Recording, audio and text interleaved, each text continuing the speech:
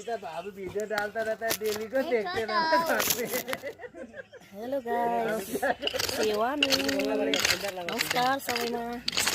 हुन्छ साइराम भन्छ यहाँ चाहिँ मेरो स्वामीको खुट्टाले गर्दाखेरि अहिले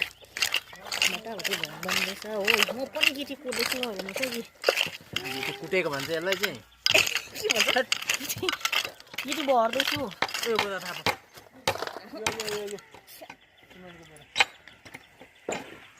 उता चाहिँ हेरिबस्छ अरे माटै उठाएको उसले त माटो नउठाउ न कहाँ हो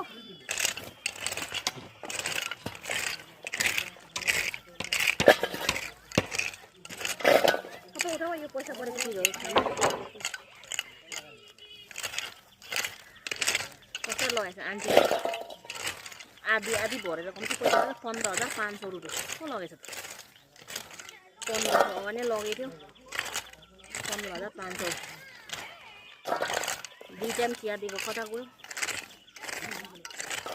त्यसले त पुरा रिस उठ्यो त्यो आन्टीलाई पनि लगाउनु जानु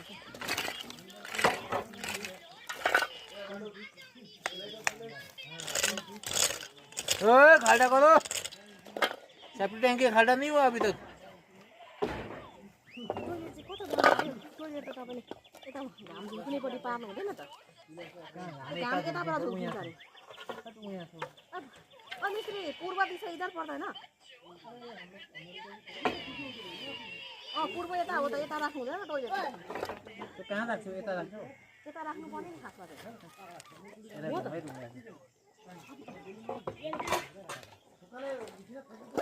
त्यसो गर्नु हुँदैन अरे हौ सूर्यपट्टि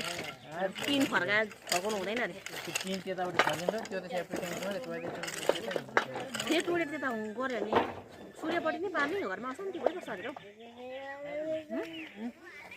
ए पूर्वपट्टि त टोइलेट राख्नु न है त होइन सूर्यदेवको दाँत देखाएर ब्रस गर्नु हुँदैन टोइलेट त यता हुनुपर्ने गरिदियो